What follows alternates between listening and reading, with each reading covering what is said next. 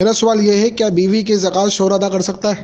بیوی اگر صاحب نصاب ہے اور اس کے پاس اموال زکوٰۃ موجود ہیں تو بیسک تو یہ مسئلہ سمجھنا چاہیے کہ زکوٰۃ کے حوالے سے ہر ایک فرد کا اپنا اپنا اعتبار ہے۔ بیوی وہ صاحب نصاب ہے، زکوٰۃ اسی پر ہے۔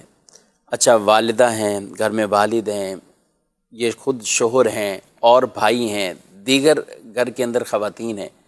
کیونکہ کچھ لوگ تو اولاً یہ غلطی ایک طرح کی سمجھ رہے ہوتے ہیں کہ اگر کچھ بیوی کے پاس ہے، کچھ ماں کے پاس ہے، بھائی کے پاس ہے، سب کو ملا کر تو گویا کہ سب مل کر صاحب نصاب بن رہے ہوتے ہیں اور اس کی زکوٰۃ ادا کر رہے ہوتے ہیں۔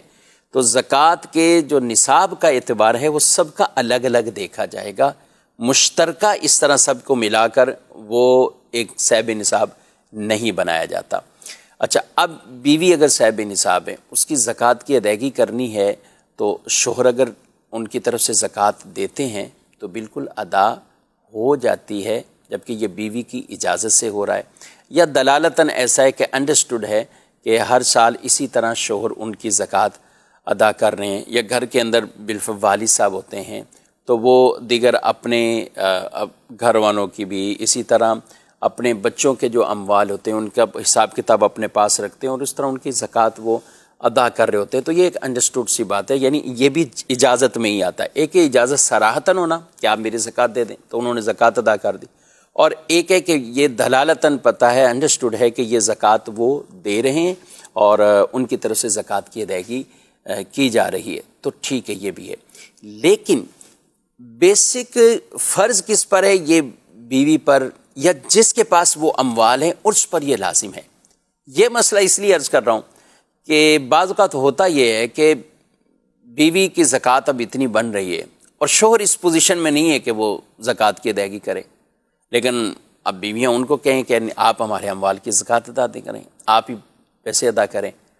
تو بعض اوقات شوہر اگر کمزور کیفیت میں ہے، اس کے پاس اتنا مال نہیں ہے، تو پھر بیوی کو خود اپنی زکوٰۃ کا خیال کرنا لازمی ہوگا اور اسے ادا کرنی ہوگی۔ اب آپ کا یہ سوال آئے گا آگے سے کہ بیوی کہاں سے دے، بیوی کون سی کماتی ہے؟ تو دیکھیں، اگر بیوی کے پاس اموال زکوٰۃ اور یہ نصاب اس طرح یہ موجود ہے تو پھر ان کو زکوٰۃ تو ادا کرنی ہوگی، چاہے وہ ان سونے کی زکوٰۃ سونے کے ذریعے سے کرتے ہیں، چاہے وہ پیسہ کسی سے قرض لے کر اس کو زکوٰۃ کے اندر ادا کرتے ہیں، یا اپنا سامان کچھ بیچ کر وہ زکوٰۃ ادا کرتے ہیں۔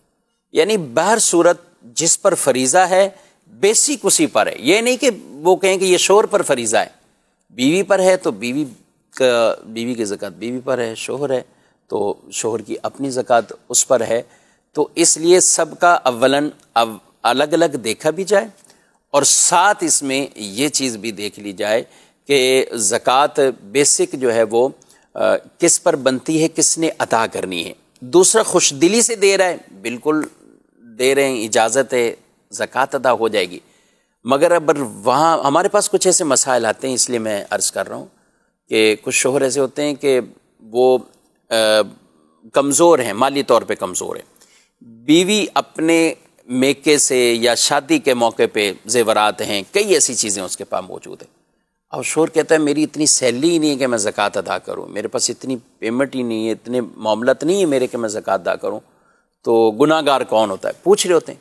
تو گناہ گار ظاہر ہے جو صاحب نصاب ہے، جس کی ملکیت میں ہے، تو اس کی زکوٰۃ ادا نہ کرنے کی وجہ سے وہ خود گناہ گار ہوگا۔ بیوی کی زکوٰۃ اگر ادا نہیں ہوئی تو شوہر کو نہیں کہیں گے کہ وہ گناہ گار ہو چکا ہے، نہیں، یہاں پر اگر صاحب نصاب بیوی ہے تو بیوی کو اپنی زکوٰۃ کی ضرور فکر کرنی ہے۔ میں پھر بھی عرض کر دوں کہ دے رہے شوہر، دیتے ہوئے آ رہے ہیں، اجازت ہے، انڈرسٹوڈ ہے، یہ سب صورتوں میں زکوٰۃ ادا ہو جائے گی۔